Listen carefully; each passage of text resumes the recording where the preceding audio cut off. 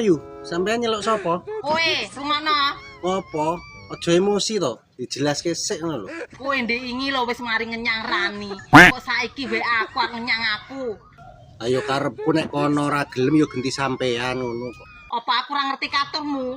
Kowe lho penggane mek ngenyang-ngenyang tok, ora tau gablekan duit. Lah biasane piye? Nek tanggal-tanggal ya mene biasane dibon oleh kok mah. Lancang.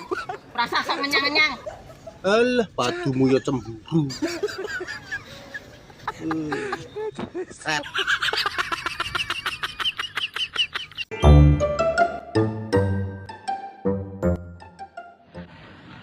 Yu sampean dadi rondo wis pirang tahun yu? 5 tahun, Kang. Puh, 5 tahun. Ngono enggak kepenan yu?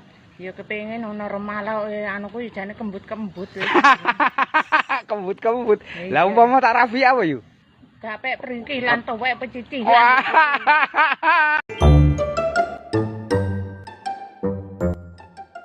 Woi, Nyapa? ndang rabi, mikir ora rabi. Lah iki nyapa ngatur uripku. Bah rabi bah ora urusanku to. Sakno manukmu, mok urung yae. Lah manukku sik tak latih lho. Engko nek wayahe ngedu ben giras. Ngantek ya enek urung rabi-rabi. Kaki rabi.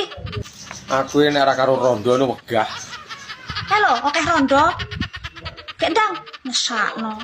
Rondo pirang-pirang ora enek sing pas kok karo angen-angen. Mosok kancane do rabi ping 2 ping 3 awakmu ae urung rabi-rabi. Mbok yo ben. Aku isih mantep nih atiku. Engko sekali rabi ora gonta-ganti. Beh. Rabi-rabi. Iki nyapa to repot men ngurusi wong. Lah wong kowe dhewe ora rabi-rabi kok. Sakno manukmu. Padumu pengen manukku to.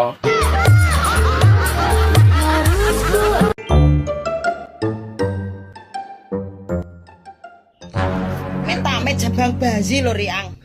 Ono apa yu? Nyonggo piring disambat ae. Iki lho madang. Sing wedok iki lawet tempe, ambi beser digoreng iki. Gek sambel bawang ngene iki.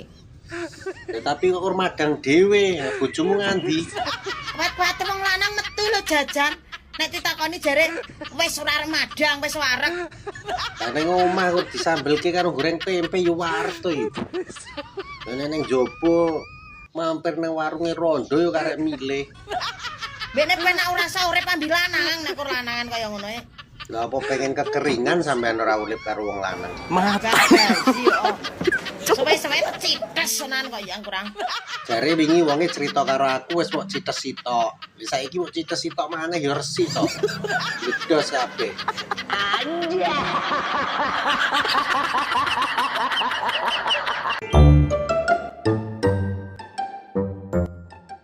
Iki enek jamu sing jos lho, Kang. Jamu apa yu? Jamu pemikat sukma. Kanggone apa yu kuwi? Nek sampean bar ngombe jamu iki, perawan-perawan padha sumrintil. Wong senenganku rondo-rondo.